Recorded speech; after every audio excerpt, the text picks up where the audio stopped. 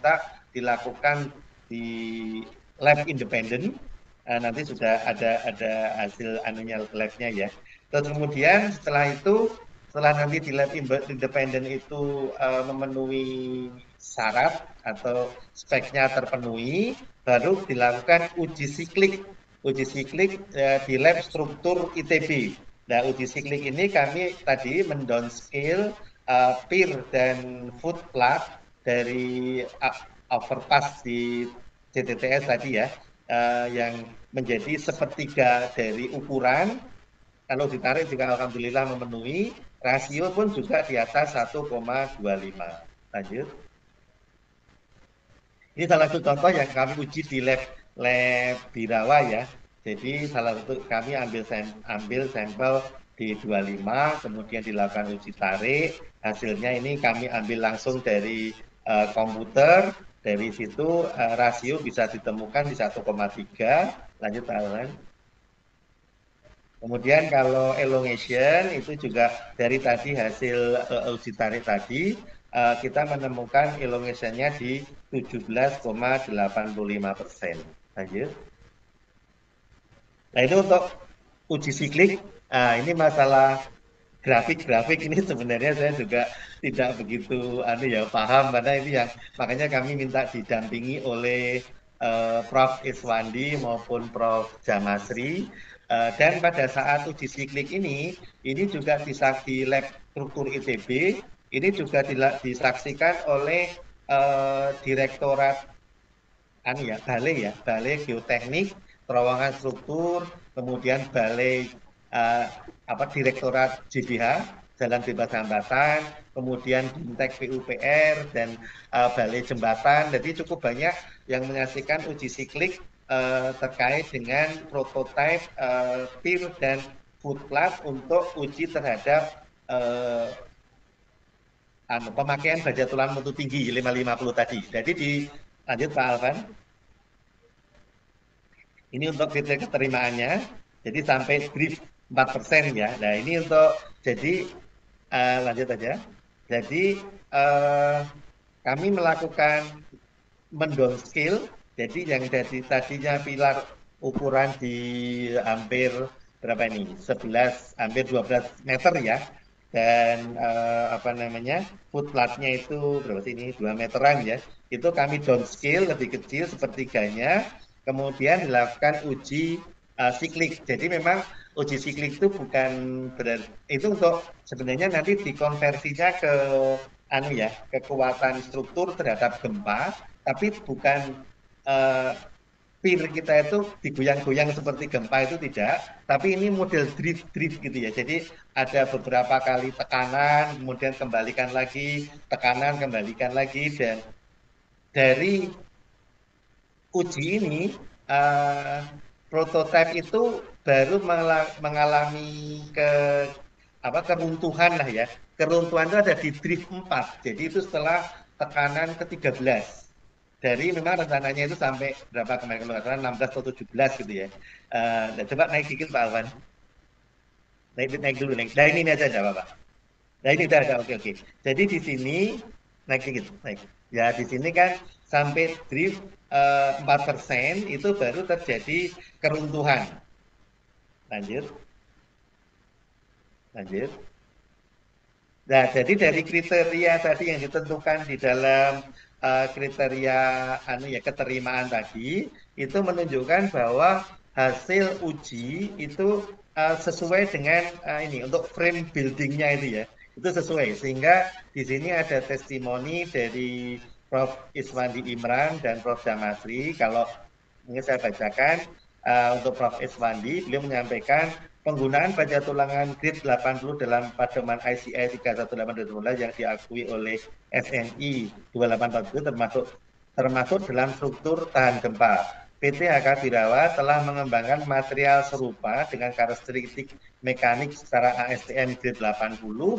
Studi penerapan material baja tulangan mutu tinggi grade 50 pada kolom struktur penahan gempa menghasilkan perilaku histeretik yang stabil hingga drift 4% atau lebih. Ini menunjukkan potensi baik untuk memperkuat elemen struktur beton bertulang tahan gempa. Pemakaian BJTS 50-50 pada elemen beton bertulang berpotensi memberikan keuntungan dalam konstruksi yang lebih efisien dan mudah dilakukan. Ini Prof. Iswandi. Kalau Kamu Prof. ikut Om Jamasri Gano. menyampaikan baja tulangan bersirip BJTS 550 mutu tinggi HK Birawa memiliki sifat mekanik yang sangat baik Kamu dengan ikut. kekuatan tarik di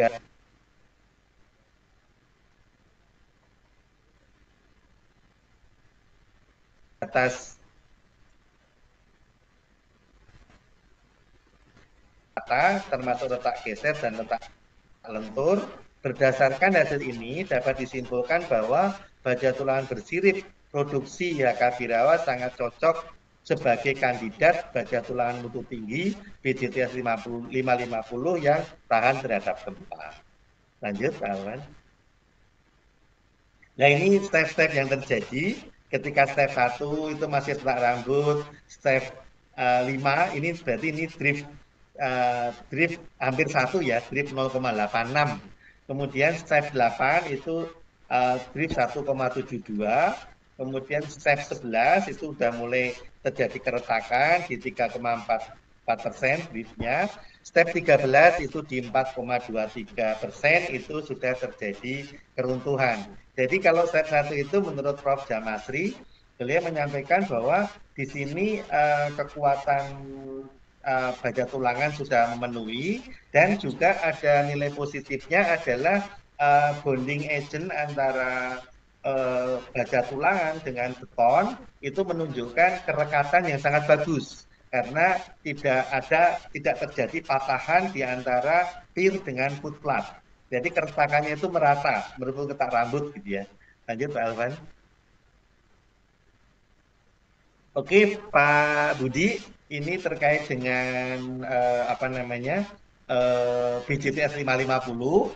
Nah, ini apakah digunakan kami sekedar mengenalkan PT Birawa Steel? Mohon izin Pak Budi, gimana? Silakan Pak, lanjut Pak. Apa ya Pak Budi ya?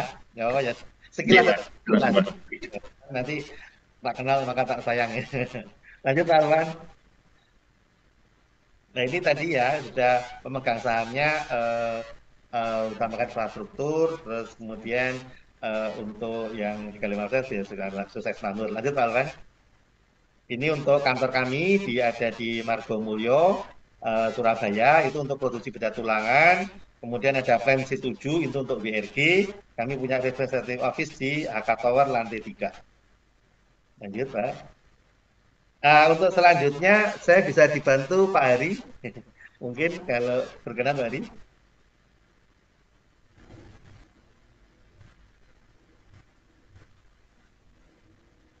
Pak Hari, apa bisa anu?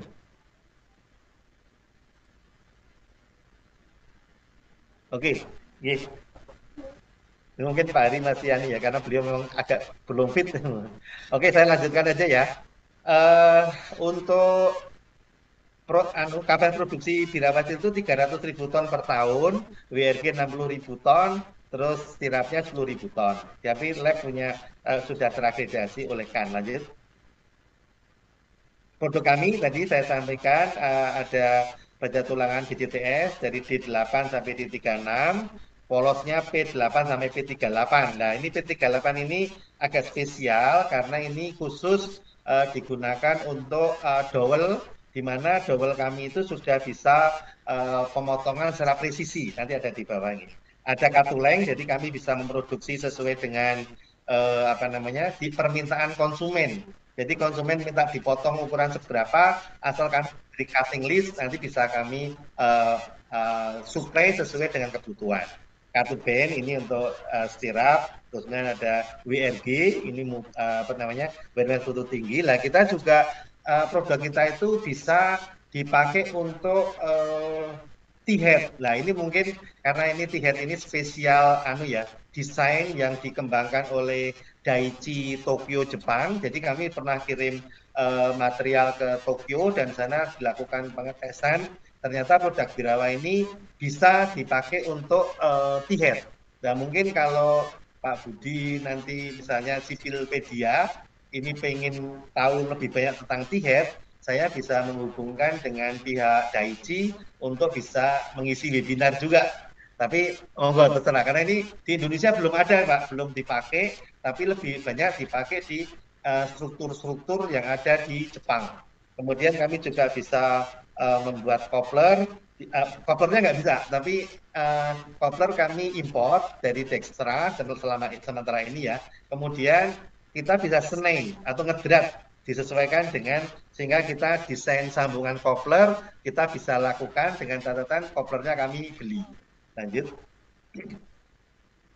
Nah itu untuk proses produksi, mohon waktu 3 menit. Pak Alwan silakan bisa diputar videonya. Bisa nggak Pak Alwan? Izin Pak, nggak ini. Video nggak bisa? Iya Pak. Iya. Harus ini Pak. Kebetulan materi yang disampaikan ini Pak, slide jadi PDF. Jadi kalau mau Oh, video oke. harus Iya, iya. share Sorry. screen Pak. Oke, Harus share oke screen. nih. Lanjut ya, Kalau mau lanjut. ini Oke. boleh di share screen. Oke, nanti kita ulang lagi kalau diperlukan. Ini yang WRG ya, jadi kami bisa membuat, sebenarnya WRG ini bisa customize ya. Jadi misalkan ada desain, tapi yang penting untuk angkutannya bisa. Jadi misalkan kita mau buat WRG ukuran 3 meter, panjang 12 meter, itu bisa. Tapi yang tadi, asal dari sisi angkutan itu bisa memenuhi. Jadi kami kemarin pernah mensuplai untuk WRG di gedung parkir Taman Mini yang di samping mungkin metode ya, itu juga kami bisa mengkontribusi sehingga kecepatan waktunya itu bisa lebih cepat 3 bulan atau berapa gitu loh. Salah satunya pemakaian WRG yang menggantikan proses pembersihan yang konvensional. Lanjut. Nah, ini uji tarik yang kami punya, Pak. Kami punya bending mesin, punya juga alat untuk uji tarik dari 200 ke 100 ton. Spektrometer ini kami gunakan untuk mengecek ketika bilet atau bahan baku itu datang. Kami kan di dalam kontrak menentukan komposisi kimianya. Nah, ketika bahan baku itu datang, kami ambil sampel 1 cuil gitu ya, baja tulang bilet sesuai dengan heat number. Kami lakukan uji spektrometer itu untuk mengetahui komposisi kimianya. Lanjut. Sertifikasi kami sudah cukup lengkap. Lanjut, Pak. Jadi dowel, kami saat ini dowel yang bisa kami produksi itu yang sebelah kiri, yang potong mesin. Itu betul-betul presisi. Sementara kalau pemotongan itu dilakukan di site gitu ya, di lapangan, itu hasilnya kurang presisi. Seperti yang ada gambar potong gerinda. Nah, sementara efek dari pemotongan yang nggak presisi tadi itu menyebabkan fleksibilitas ya, karena itu kan sebenarnya tidak fix gitu, sehingga dowel itu bisa ada ada bukan fix. Kalau fix itu menyebabkan malah kalau terjadi kembang susut dari beton, apalagi dilalui kendaraan-kendaraan berat, itu malah bisa terjadi retak.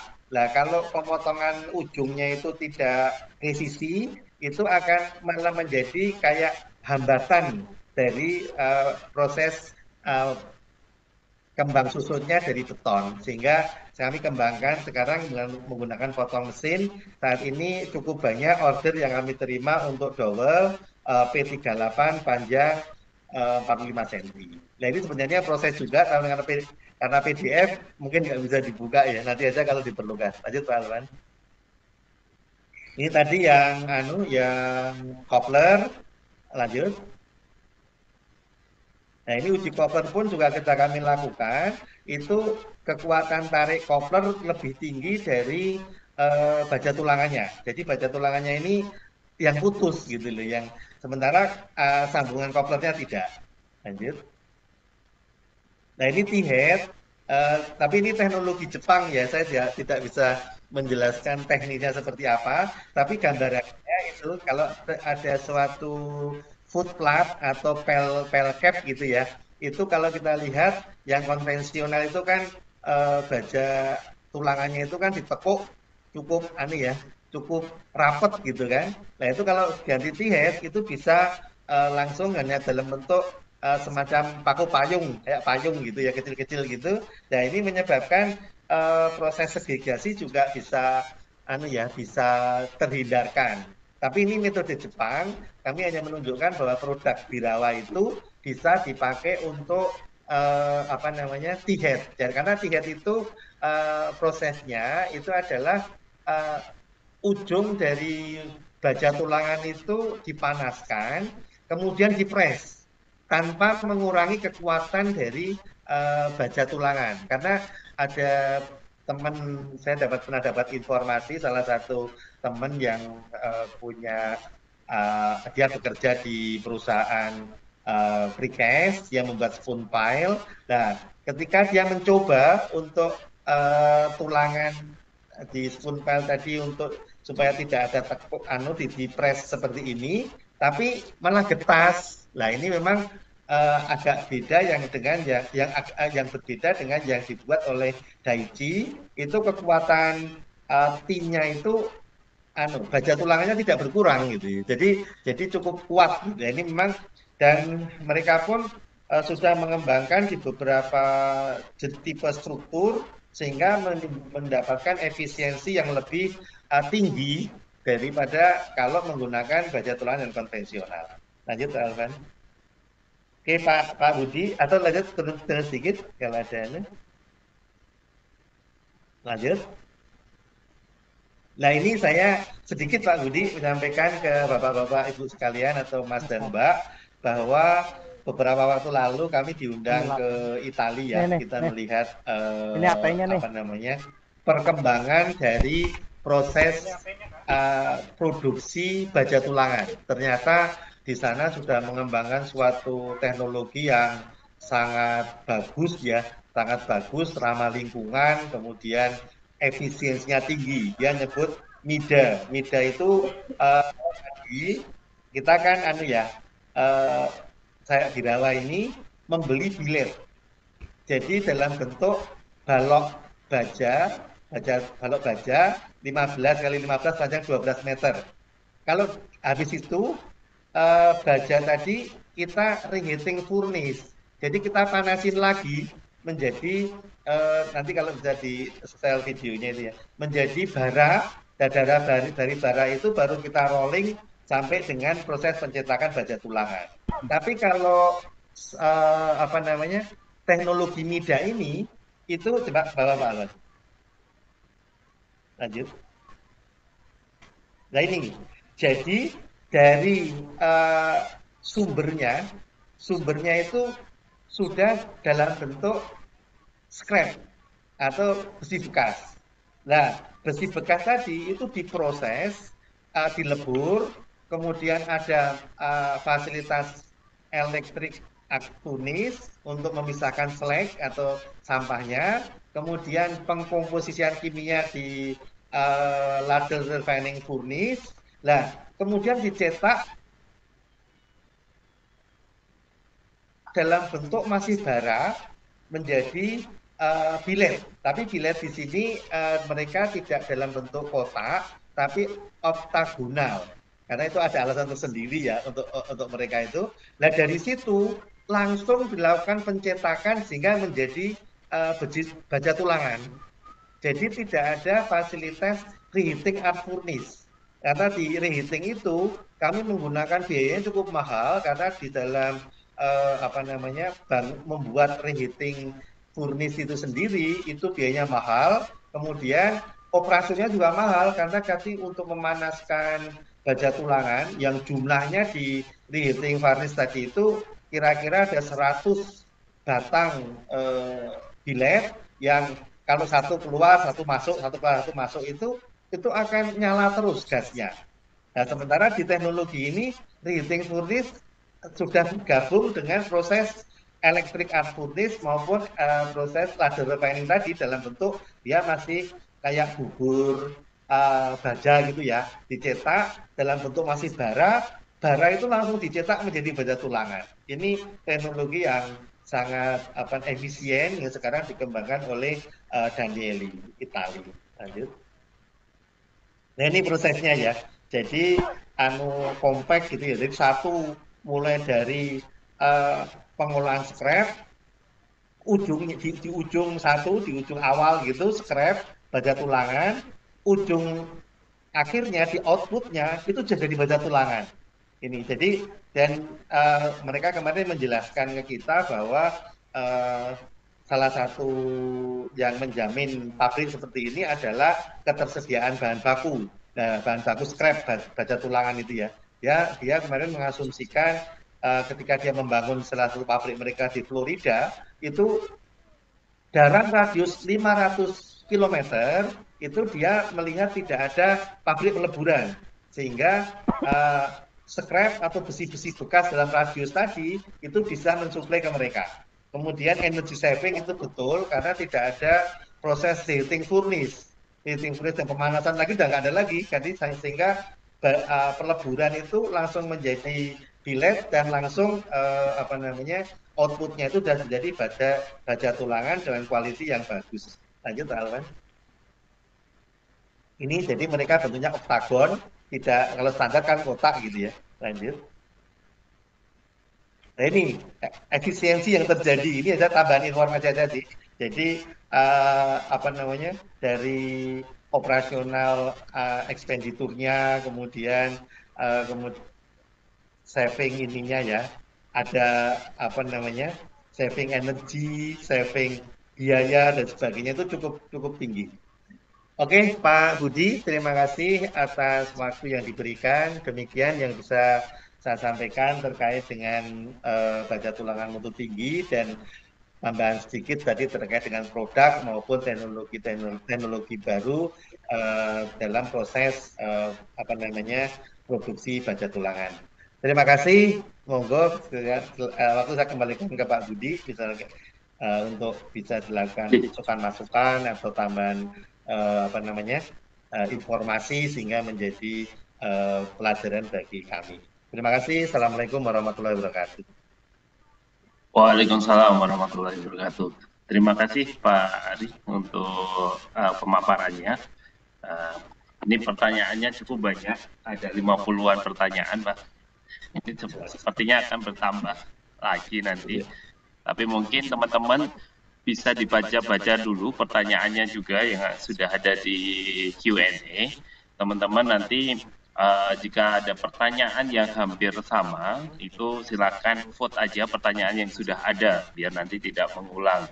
Jadi sepertinya kita juga tidak akan selesai untuk menjawab 50 lebih pertanyaan ini, jadi mungkin nanti ada beberapa pertanyaan yang mungkin tidak terjawab. Jadi teman-teman mungkin jika ada pertanyaan yang hampir mirip-mirip, itu nanti silakan teman-teman ini apa namanya vote aja. Jadi nanti kita akan prioritaskan jawab pertanyaan yang sesuai dengan vote yang paling banyak, gitu ya.